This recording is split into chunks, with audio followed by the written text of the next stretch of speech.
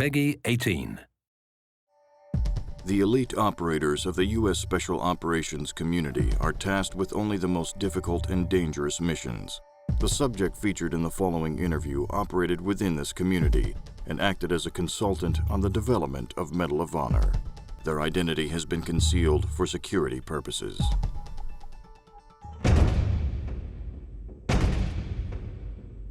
I had a teacher, in high school reading about history, and I remember telling her, because I was kind of a smart ass, and I told her, I don't want to read about somebody else. I want to make history. I want to do it.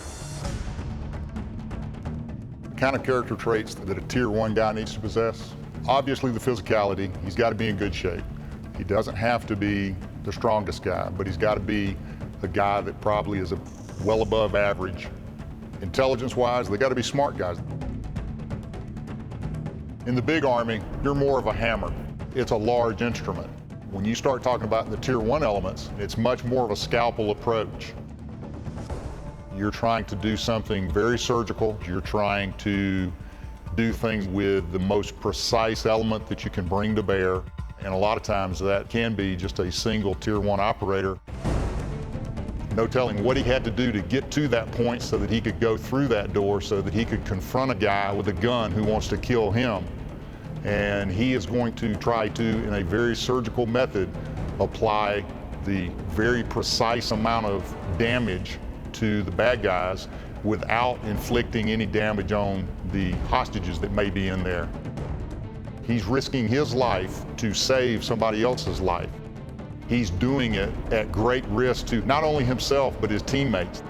I would rather take a bullet myself than do something stupid that resulted in one of my buddies getting shot. I wish that the public in general could have an understanding of what guys do. Not just what they do operationally, but what they sacrifice for years and years and years in order to be the guy who is at the tip of the spear. For me, I'm not a very sociable person, to be quite honest. Ask my wife. I don't consider a lot of people friends, but if you're any innocent person that's in harm's way, we wanted to be the guys that came and tried to do their best to stop the bully.